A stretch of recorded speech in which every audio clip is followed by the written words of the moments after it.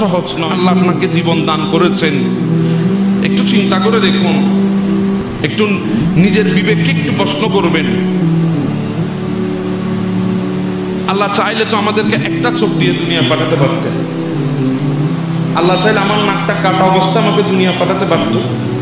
আল্লাহ চাইলে আমাকে 5টি আঙ্গুলের জায়গায় 4টি আঙ্গুল দিয়ে দুনিয়া পাঠাতে পারতেন।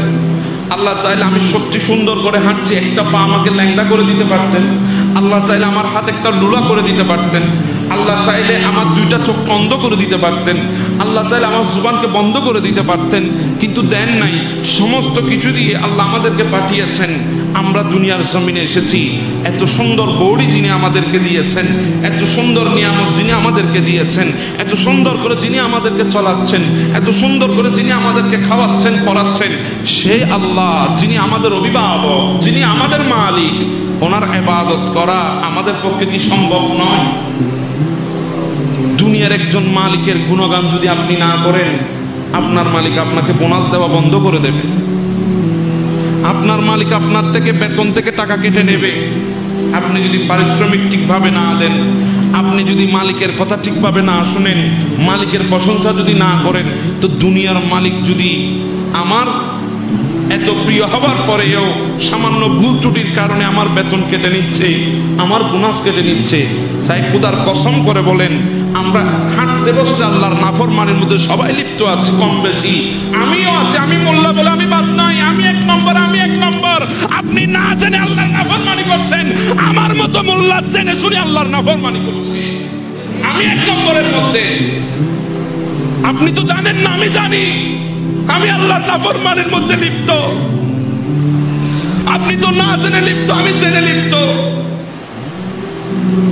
এতগুলো নাফরমানি করেছি, খোদার কসম করে বলে আমার আল্লাহ কোন দিন আমাকে না খাওয়াই রেখেছেন?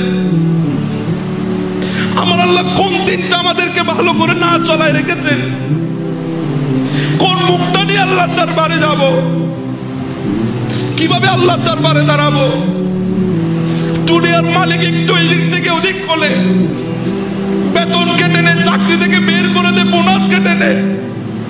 খোদার কসম করে বলেন আমার আল্লাহ কোন দিন আমাদেরকে না খাওয়ায় রেখেছে? এতগুলো নাফরমানি করার পরেও আমার আল্লাহ কোন দিন আমাদেরকে নিয়ামত থেকে বঞ্চিত রেখেছে?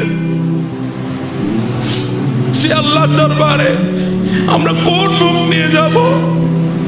আমরা তো গোটা জীবন নাফরমানির মধ্যে অতিবাহিত করে দিয়েছি। হয়তো আপনারা না জেনে করেছেন, আমরা বললাম আমাদের দোষ বেশি, আমরা তো জেনে করেছি।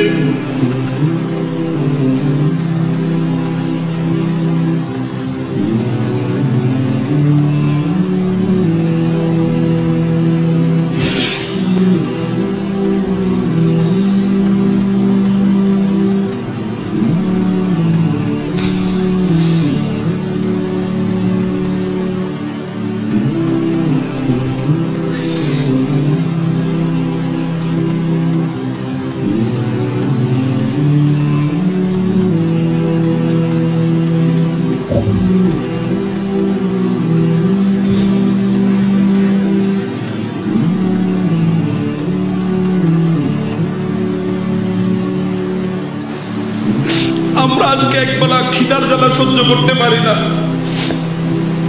আমার রাসূল করিম সাল্লাল্লাহু আলাইহি ওয়াসাল্লাম একদিন ঘর থেকে বাহির হলেন। হযরত সিদ্দিক আকবর আমার নবীর দরবার উপস্থিত, ফারুক আজম আমার নবীর দরবার উপস্থিত।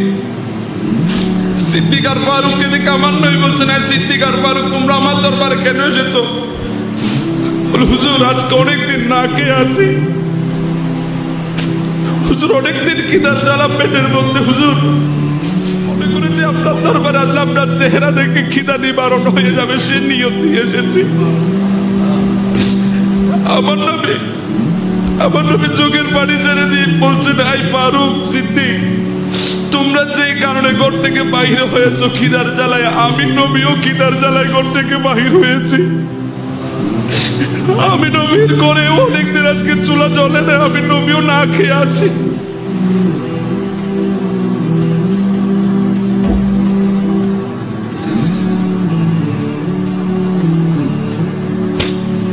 রহমতুল রহমতুল্লাহ আলামিন যিনি চাইলে উহুদ পর্বত স্বর্ণ হয়ে নবীর কদমে চলে আসতো, সেই নবী না কে আছে? আমরা এত নিয়ামত পাওয়ার পরে আল্লাহ শুকর আদায় করছি না, কিন্তু সেই নবী প্রতি মুহূর্তে মুহূর্তে আল্লাহ শুকর আদায় করেছে। আমার নবী সাহাবীদেরকে নিয়ে চলে যাচ্ছে, হযরত আবু আইয়ুব আনসারীর ঘরের সামনে দিয়ে যাচ্ছিলেন। হঠাৎ করে আবু আইয়ুব আনসারী আমার নবীর বদন মুবারকের খুশবু পেয়ে আবু আইয়ুব আনসারী ঘর থেকে দৌড় দিয়ে বাহির হয়েছে। বাহির হয়ে আমার নবী বলছে, আকা ইয়া রাসূলুল্লাহ, আপনি কোথায় যাচ্ছেন? আমার নবী বলছে, আবু আইয়ুব আনসারী, তুমি কিভাবে বলতে পেরেছো আমি তোমার ঘরের সামনে দিয়ে যাচ্ছি? বললো, ইয়া রাসূলুল্লাহ, যেখানে কাফের পর্যন্ত আপনার শরীরের সুগন্ধ পেয়ে বলতে পারে, সেখানে আমি তো আপনার গোলাম।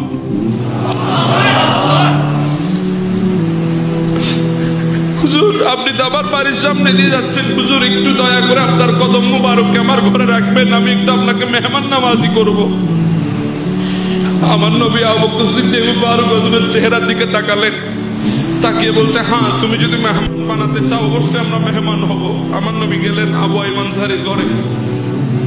আবু আইয়ুব আনসারী তাড়াতাড়ি বকরি জবাই করে স্ত্রীকে বলছে, রান্না শুরু করে দাও। রহমতুল্লাহ আলামিন ঘরে চলে এসেছে, দস্তরখান তাড়াতাড়ি লাগিয়ে দিতে হবে।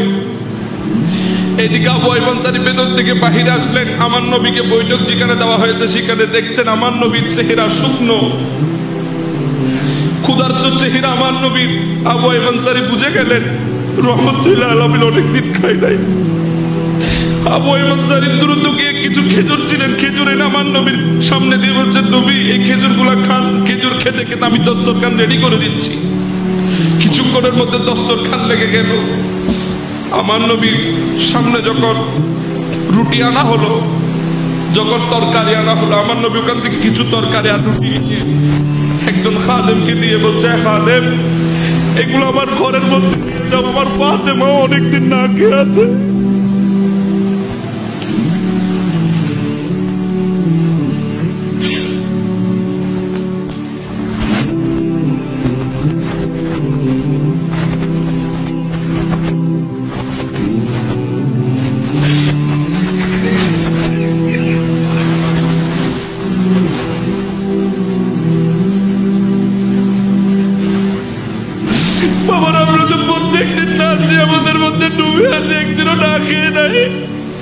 কিন্তু রহমতুল্লাহ আলামিনের পরিবার অনেকদিন না খেয়ে অবস্থায় অতিবাহিত করছে। এবার চিন্তা করে দেখুন, আল্লাহ আমাদেরকে কতগুলো নিয়ামত দিয়েছেন, আমরা কিভাবে আল্লাহর নাফরমানি করছি।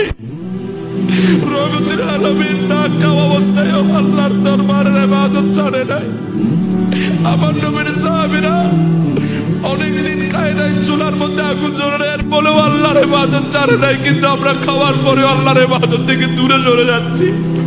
কিভাবে মুখ দেখাবেন আল্লাহর দরবার থেকে একবার চিন্তা করে দেখুন। আমার নবীর অন্তরে কষ্ট দিচ্ছি, একবার ওকে চিন্তা করেছেন নবীর দরবারে কিভাবে যাব, নবীর কাছে কিভাবে শাফাআতের জন্য চাইবো, কোন মুখ নিয়ে নবীর দরবারে দাঁড়াবো? একটু চিন্তা করে দেখুন। সেই চিন্তা যদি মাথার মধ্যে আসে, খোদার কসম বান্দা কোনোদিন অন্যায় কাজে লিপ্ত